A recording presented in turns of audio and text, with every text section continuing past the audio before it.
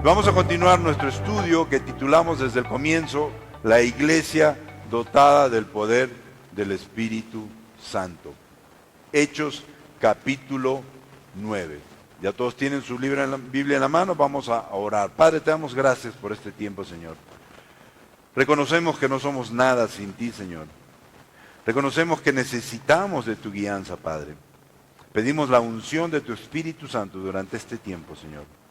Que nos dé ese poder sobrenatural, Señor, para entender lo que tú nos quieres decir, Señor. Para no solamente ser oidores, sino también hacedores de tu palabra, Señor. Que no salgamos igual de como hemos entrado, sino que salgamos cambiados, renovados, confirmados, exhortados, transformados, Señor, por el poder de tu palabra y solamente por el poder de tu palabra, Señor. Así que quédate con nosotros durante este tiempo, Señor. En el nombre de Cristo Jesús. Amén. Bueno, en nuestro último estudio del libro de Hechos, capítulo 9, vimos cómo Saulo, todavía no lo llamábamos Pablo en ese tiempo, Saulo, en su afán de perseguir a los discípulos de Cristo, los llamados del camino, todavía no eran llamados cristianos. Y aquí quiero contestar una pregunta que alguien me hizo. ¿Por qué se les llamaba los del camino? ¿Era porque los encontraban predicando en el camino? Podría ser, pero no es esa realmente la razón. Si recordamos, fue el mismo Jesús quien afirmó que Él era el camino. Cuando su discípulo Tomás le preguntó, Señor, no sabemos a dónde vas, así que ¿cómo podemos conocer el camino? Lo vemos en el Evangelio de Juan 14:6, cuando él mismo le dice, Jesús le dijo, yo soy el camino, la verdad y la vida. Nadie viene al Padre sino por mí. Y por esta razón, todos sus seguidores inicialmente se les llamaba los del camino. También se les llamaba los creyentes. Fue Lucas el que escribió en Hechos 2:44 cuando dice, todos los creyentes estaban juntos y tenían todo en común. Juan, entonces, ¿cuándo se les llamó cristianos? ¿Y por qué se les llamó cristianos?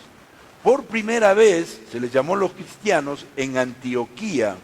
Lo vemos más adelante, y lo vamos a volver a ver en Hechos 11, del 25 al 26, que dice, después partió Bernabé para Tarso en busca de Saulo, y cuando lo encontró, lo llevó a Antioquía. Durante todo un año se reunieron los dos con la iglesia y enseñaron a mucha gente, y fue en Antioquía donde a los discípulos se le llamó cristianos por primera vez. Entonces, a partir de ahí, nos llamamos cristianos, seguidores de Cristo. Luego vemos también cuando el rey Agripa le dice a Pablo en Hechos 26-28, un poco más y me convences de hacerme cristiano, dijo Agripa.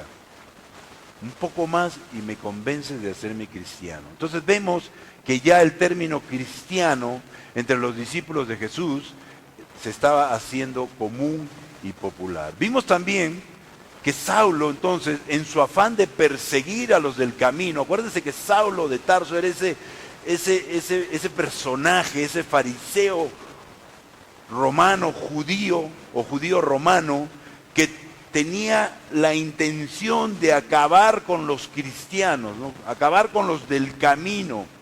Y en ese afán de perseguirlos, para encarcelarlos, fue y se presentó al sumo sacerdote y le pidió cartas de extradición para las sinagogas de Damasco. O sea, Saulo tenía toda la intención de encontrar a estos del camino, llevárselos presos a Jerusalén. Y si recordamos, cuando Saulo se llevaba presos a los cristianos, hombres o mujeres, se los daba a los romanos y los romanos los ponían en los coliseos y ahí eran sacrificados con las fieras, ¿no? Saulo tenía toda la intención de encontrarlos y por eso le pidió al sumo sacerdote, dame cartas porque voy a ir a al templo de Damasco, ¿no? Y voy a sacar de ahí a todos los cristianos que encuentre predicando el evangelio. Y entonces Pablo, bien equipado con sus cartas de autorización, se dirige a Damasco. Y cuando estaba rumbo a Damasco, antes de llegar, tuvo un encuentro sobrenatural con Jesús. Dice el texto que una luz del cielo relampagueó de repente a su alrededor. Él cayó al suelo y oyó una voz que le decía: Saulo, Saulo, ¿por qué me persigues? Y él responde: ¿quién eres, Señor? Preguntó: yo soy Jesús, a quien tú persigues, contestó la voz. Y esto es interesante y quería detenerme un ratito ahí, porque imagínense, pongámonos en los zapatos de Saulo en ese momento. Pongámonos inclusive como espectadores, porque lo leemos rápidamente: una luz del cielo relampagueó de repente a su alrededor, y decimos, bueno, una luz relampagueó. No, no fue cualquier luz. Pablo estaba cabalgando y de repente cayó una luz que lo cegó y cayó al suelo. Eso debió haber sido una cosa inexplicable para él. Y encima, estando en el suelo, escuchar la voz del Señor que le decía: Saulo, Saulo. O sea, ¿quién es esta voz? Que encima me conoce y me llama por mi nombre: Saulo, Saulo. Acordémonos, iglesia, que Saulo era un enemigo acérrimo del camino, y su objetivo principal era destruir a la iglesia, creyendo que así agradaba a Dios. Saulo creía que al hacer esto estaba agradando a Dios. Iglesia, muchas veces nosotros mismos, en nuestra ignorancia de la palabra de Dios y dejándonos llevar por nuestro corazón, hacemos cosas creyendo que estamos agradando a Dios, cuando en realidad estamos haciendo todo lo contrario.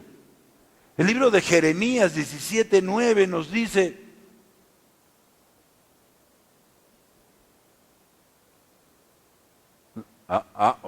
perdón. Jeremías 17:9 nos dice: es claro, nada hay tan engañoso como el corazón. No tiene remedio, dice. ¿Quién puede comprenderlo? Saulo, en medio de su camino a Damasco, es confrontado por Jesús. Y éste le pregunta: Saulo, Saulo, ¿por qué me persigues? Observemos que no dice: Saulo, ¿por qué persigues a mis discípulos? O ¿qué te pasa? Son mis amigos, ¿por qué los persigues? Haciendo esta pregunta muy personal, él dice: ¿por qué me persigues? Dándonos a entender, iglesia, que cuando persiguen a uno de nosotros, los cristianos, en realidad están persiguiendo al mismo Cristo. Sí, es cierto que las Escrituras dicen que por predicar el Evangelio vamos a ser perseguidos, pero cuando lo hacen, iglesia, al que realmente persiguen es a Cristo. Y ay de aquel que nos persiga, dice la palabra. Ay de aquel que persiga, que vaya en contra de uno de mis hijos. Luego Saulo pregunta: ¿quién eres, Señor? Esto nos demuestra que Saulo ya sabía quién era, o por lo menos tenía una idea, y cuando esa voz del cielo le responde: yo soy Jesús, a quien tú persigues, levántate y entra a la ciudad, que ahí se te dirá lo que tienes que hacer. Ya no le quedaba ninguna duda.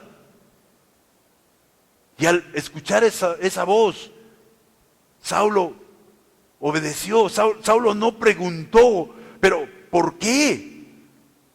¿O para qué quieres que vaya? ¿O quién eres tú para que me mandes? Yo no te conozco.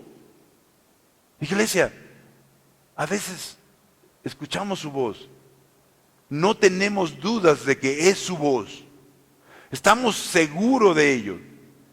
Sin embargo, muchas veces cuestionamos su voz o nos resistimos a obedecer o hacemos todo lo contrario.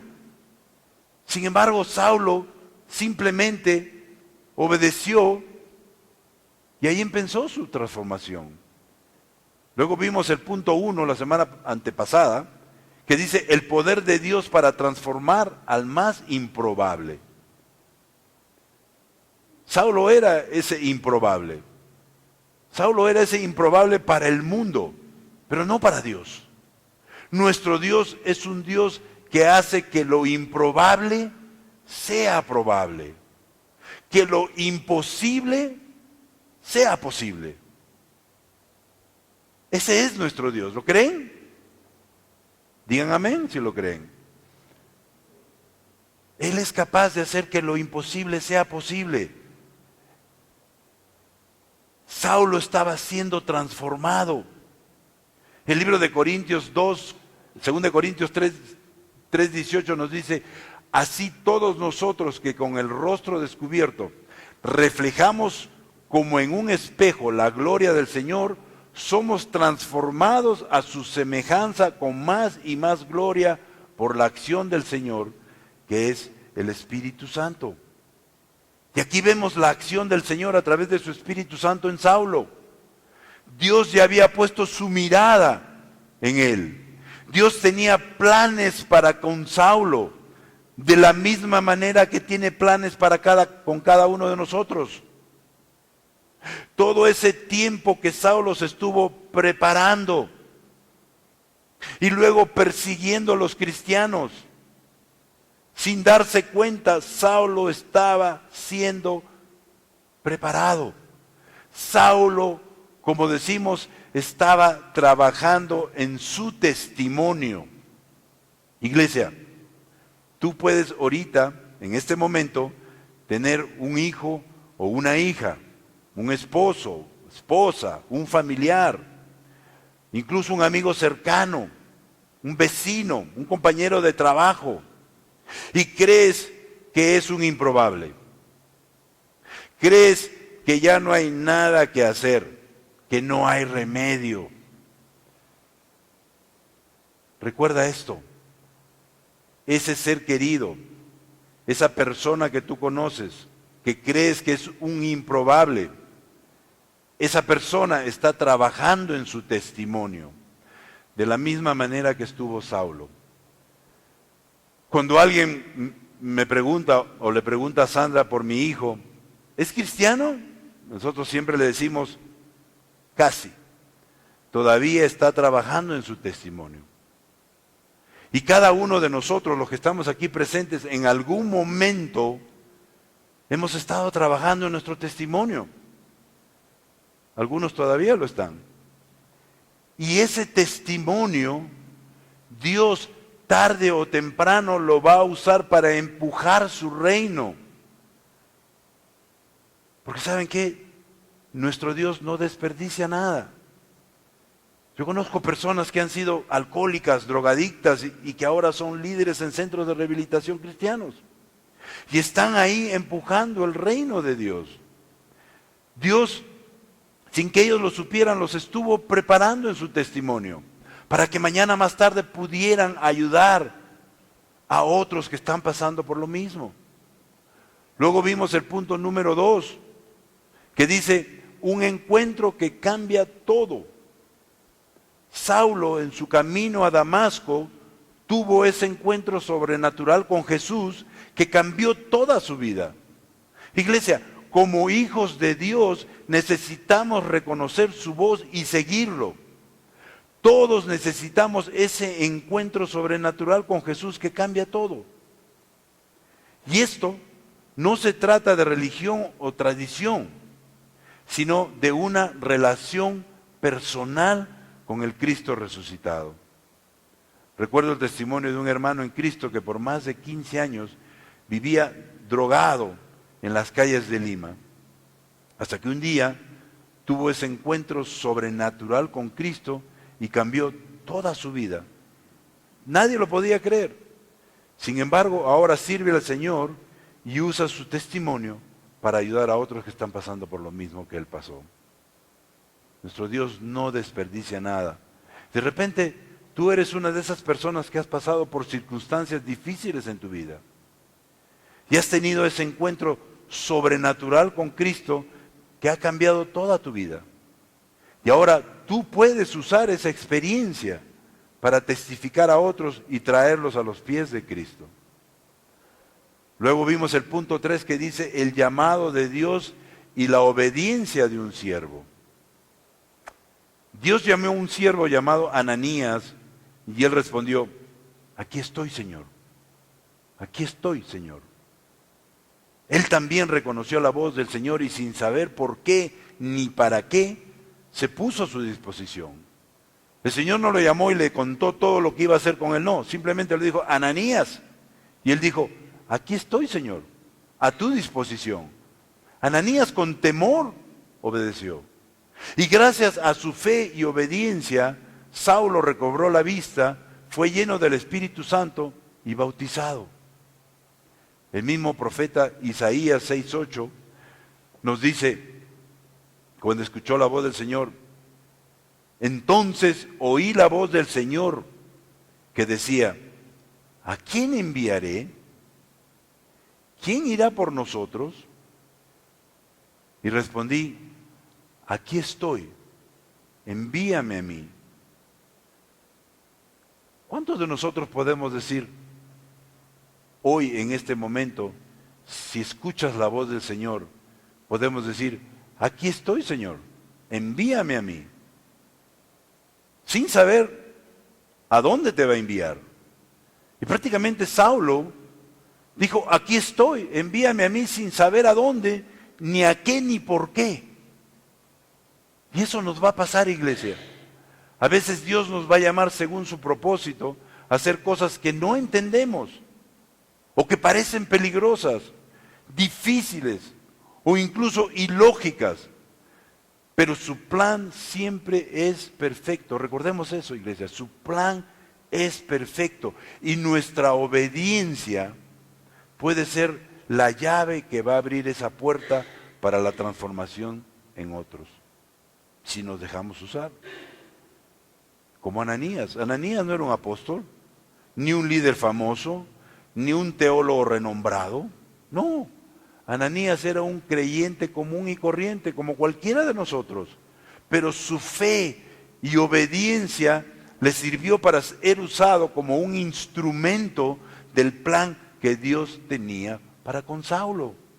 Iglesia, Dios usa personas ordinarias para hacer cosas extraordinarias. Y tú puedes ser uno de ellos. Nuestra obediencia puede marcar la diferencia en la vida de alguien que Dios está llamando. Dios llamó a Edgar, una persona que servía en el colegio bíblico de Yacanora. Dios llamó a Edgar a abrir una iglesia en San Marcos. Y Edgar dijo, ok, aquí estoy, Señor, envíame a mí. Y él fue.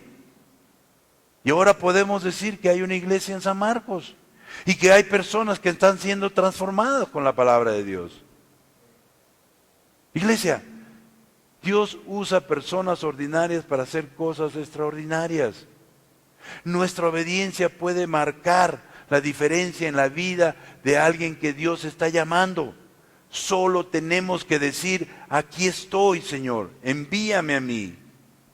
Así que no nos dejemos intimidar por las circunstancias, porque las circunstancias van a venir, los problemas van a venir. Las personas negativas van a estar ahí presentes que te van a decir, pero ¿por qué vas a dejar el colegio bíblico? Si ahí estás cómodo, tienes un sueldo, tienes una casa, vives tranquilo y feliz de la vida, ¿por qué te vas a complicar yendo a San Marcos a empezar una iglesia? No tiene casa todavía, no tiene ni siquiera un lugar donde predicar. Pero estamos seguros de que si Dios lo ha llamado y Él ha dicho sí, el Señor va a proveer. Porque cuando Dios guía, Dios provee. Veamos ahora los versículos 18 y 19 de Hechos 9 que dicen: al instante cayó de los ojos de Saulo algo como escamas y recobró la vista, dice. Se levantó y fue bautizado. Luego comió y recobró las fuerzas. Saulo pasó varios días con los discípulos que estaban en Damasco. Punto 4, si estás tomando nota. Un nuevo propósito, una nueva vida. El recibir la vista otra vez fue una gran bendición física para Saulo, pero también indica el favor de Dios. Ahora, Saulo el perseguidor, ahora es un predicador. Saulo tiene ahora un nuevo propósito y una nueva vida. Ahora, él podía ver no solo físicamente, sino espiritualmente. Dios no solo lo salva, sino que le da un propósito eterno. Su vida da un giro total y comienza a impactar el mundo. Ahora, hablamos de un propósito eterno. Cada uno de nosotros tenemos un propósito eterno. ¿Cuál es ese propósito eterno? Cada vez que predicamos la palabra a alguien y esa persona recibe a Cristo como su Señor y Salvador, esa persona tiene la esperanza de la vida eterna. Por lo tanto, nosotros estamos cumpliendo ese propósito eterno en la vida de esa persona. Somos ese instrumento que Dios usa para que esa persona llegue a los pies de Cristo. Iglesia, la verdadera conversión no es temporal, es eterna. La verdadera conversión no es solo un cambio de conducta, sino también un cambio de corazón, un cambio de identidad y de propósito. ¿Por qué un cambio de corazón? Un cambio de corazón porque las cosas que antes me interesaban, ahora ya no me interesan. Un cambio de identidad porque antes era mundano y ahora soy cristiano. Antes era peruano, ahora mi nacionalidad está en el cielo. Un cambio de propósito porque antes quería agradar al hombre y ahora quiero agradar y glorificar a Dios. Antes mi propósito era temporal, ahora mi propósito es eterno. Entonces tiene que haber un cambio de corazón, un cambio de identidad y un cambio de propósito. Y dice el texto que se levantó y fue bautizado. Saulo se levantó en vida nueva. Saulo ya no era el mismo.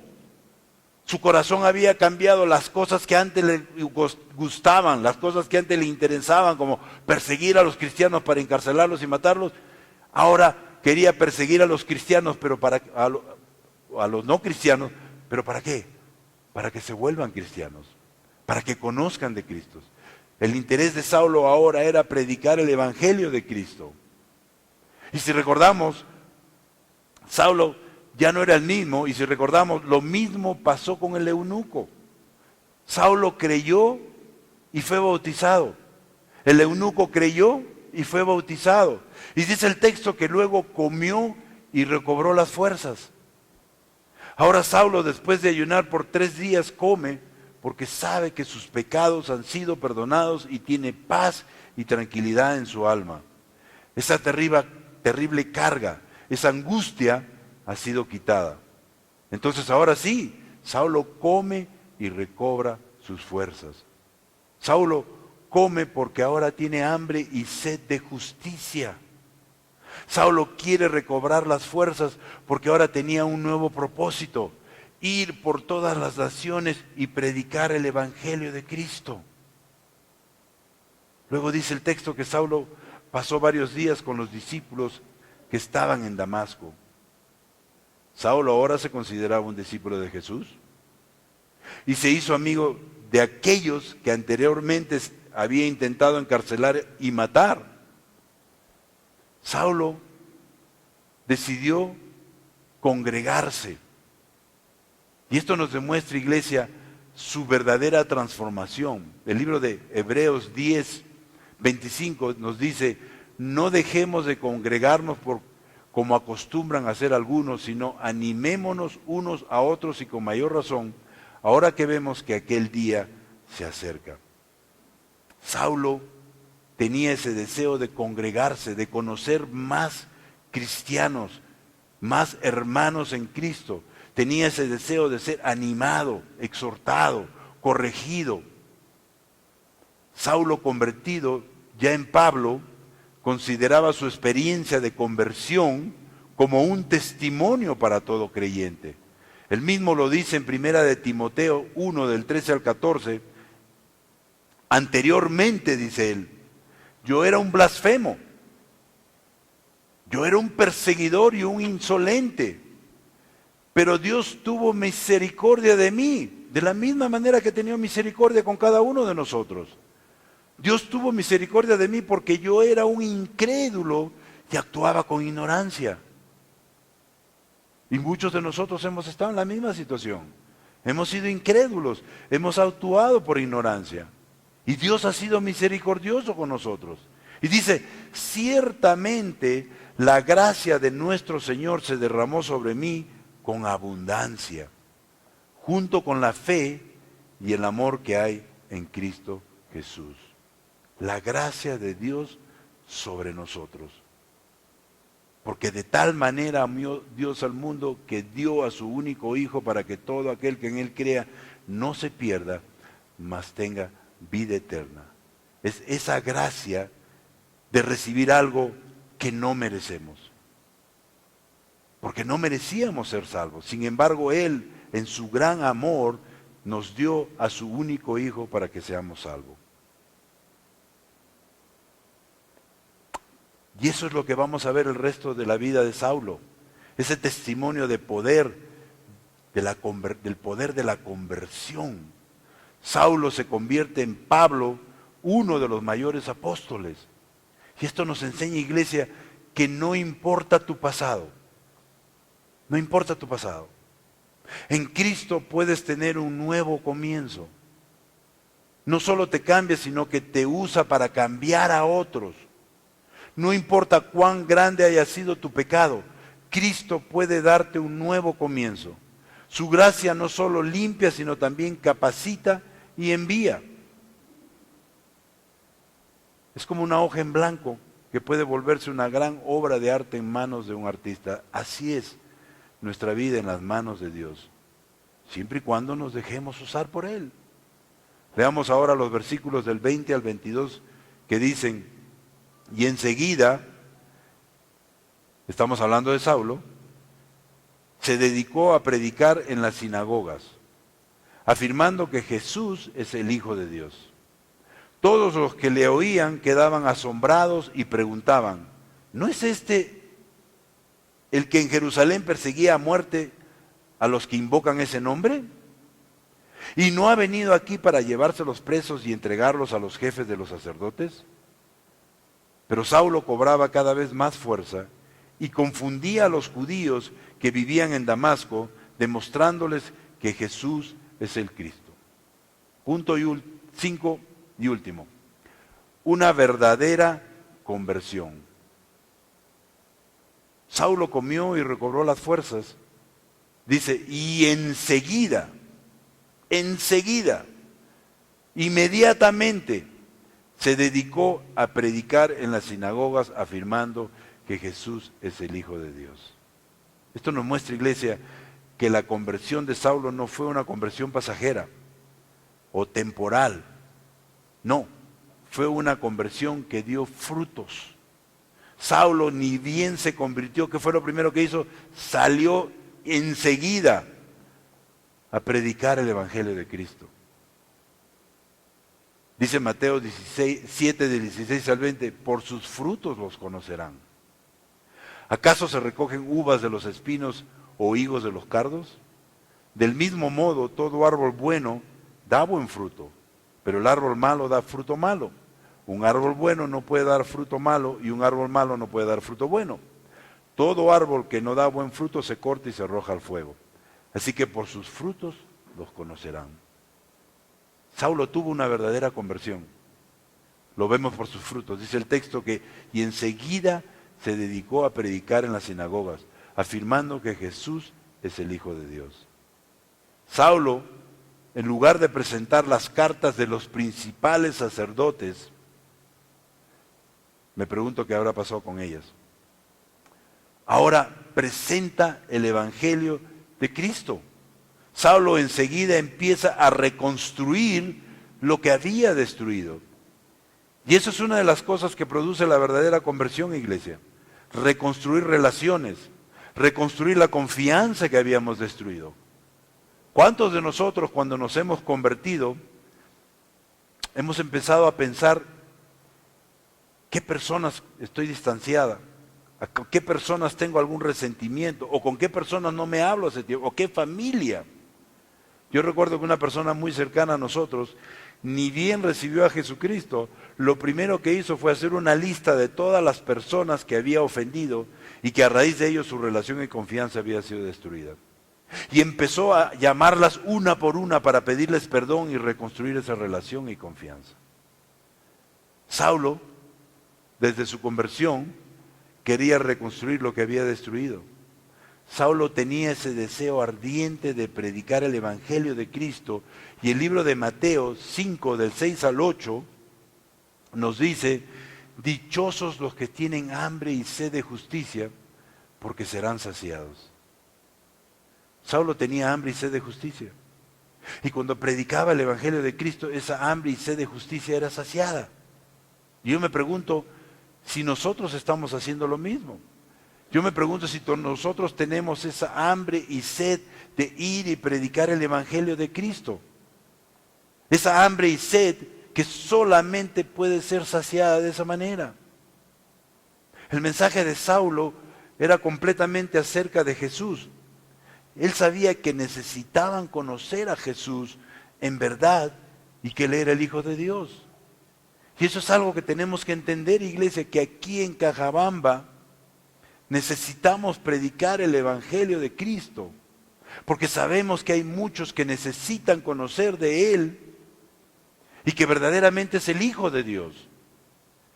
Y yo pregunto, ¿alguna vez tú has tenido esa hambre y sed de justicia? ¿Alguna vez tú has tenido o tienes ese deseo ardiente de predicar el Evangelio de Cristo? Si tu respuesta es no, algo está mal. Porque eso que tenemos, eso que hemos recibido, es algo que queremos dar, es algo que nos quema de tal manera que tenemos que dárselo a otros que sabemos que necesitan de Jesucristo, porque si Él viene en este momento, se van a quedar. Se van a quedar. Y es una orden de Dios cuando nos dice: id y hacer discípulos de todas las naciones. Debemos estar constantemente predicando el Evangelio de Cristo. Miren, la conversión de Saulo nos recuerda que la salvación es algo que Dios hace en nosotros. Y lo que nosotros hacemos es solo una respuesta a su obra en nosotros. Luego dice el texto que todos los que lo oían quedaban asombrados y preguntaban: ¿no es este el que en Jerusalén perseguía a muerte a los que invocaban ese nombre? ¿Y no ha venido aquí para llevarlos presos? La conversión de Saulo, iglesia, es una demostración gráfica del poder de la conversión. Es una demostración gráfica del poder del Evangelio. Y los judíos se quedaron muy impresionados porque el contraste en lo que Saulo fue antes y lo que ahora era después de su conversión no era lo mismo.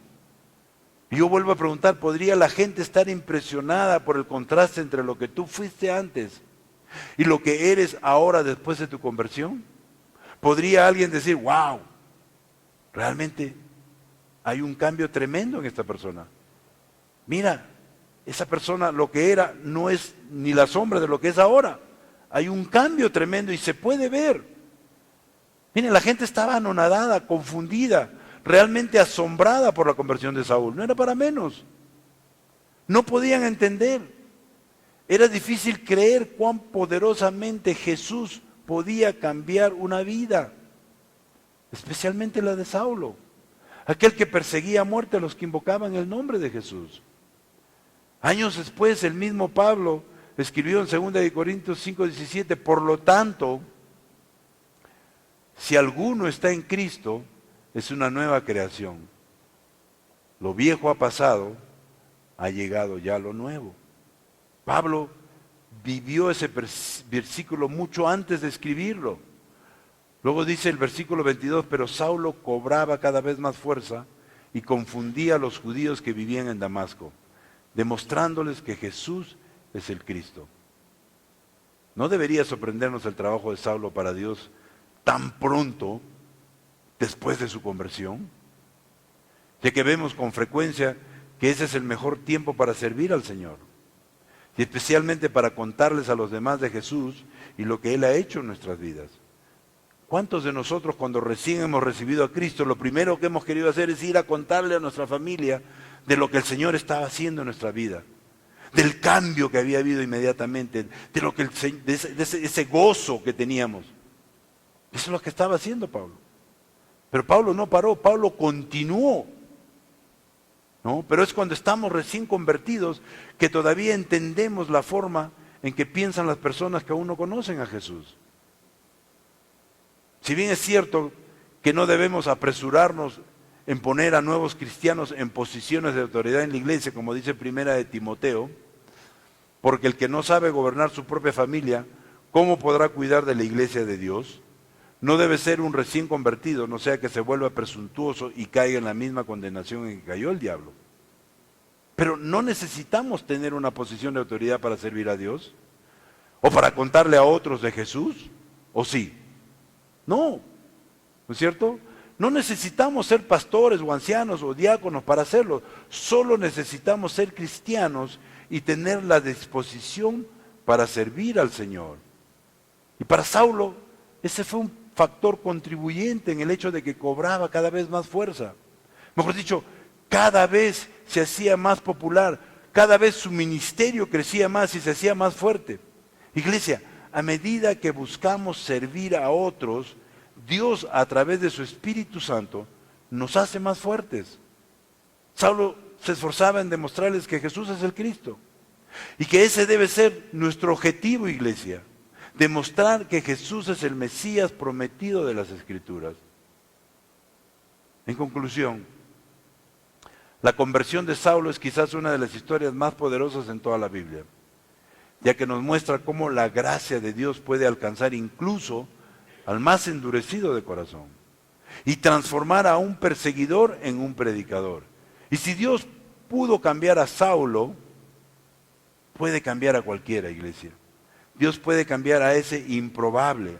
Así que la historia de Saulo también nos recuerda que Dios no ve lo que somos, trapos sucios, sino lo que podemos llegar a ser en sus manos. Él nos llama, nos transforma y nos envía. Y el libro de Efesios 2:10 nos dice, porque somos hechura de Dios, creados en Cristo Jesús para buenas obras, las cuales Dios dispuso de antemano a fin de que las pongamos en práctica. Iglesia, Dios transformó a Saulo y puede transformarte a ti o a la persona que menos esperas. Su gracia es poderosa, su llamado es personal y su propósito es eterno. Y la historia de Saulo nos deja 3 grandes lecciones para terminar. Que nadie está fuera del alcance de la gracia de Dios. Nadie. La persona que tú menos te imaginas está bajo la gracia de Dios. La persona más mala está bajo la gracia de Dios. Y que Dios busca corazones rendidos y obedientes. Y que en Cristo siempre hay un nuevo comienzo. ¿Acaso hay alguien aquí hoy que de repente necesita ese encuentro con Jesús? ¿Acaso estás tú en un camino equivocado o quizás conoces a alguien que lo está? Hace más de 30 años atrás yo fui esa persona que estaba yendo por un camino equivocado y tuve ese encuentro sobrenatural con Jesús y aquí estoy. Así que si tú eres esa persona, quiero decirte que Él te está llamando. Él está llamando tu atención. Él quiere que tú seas salvo, que tengas la esperanza de la vida eterna. Así que yo quiero invitarte hoy a que abras tu corazón a un encuentro real con Cristo. Y seas obediente a la voz del Señor, aunque no entiendas todo. O quizás ya lo recibiste Gloria a Dios. O quizás te alejaste de Él. Pues nunca es tarde para regresar al camino. Así que yo quiero invitarte,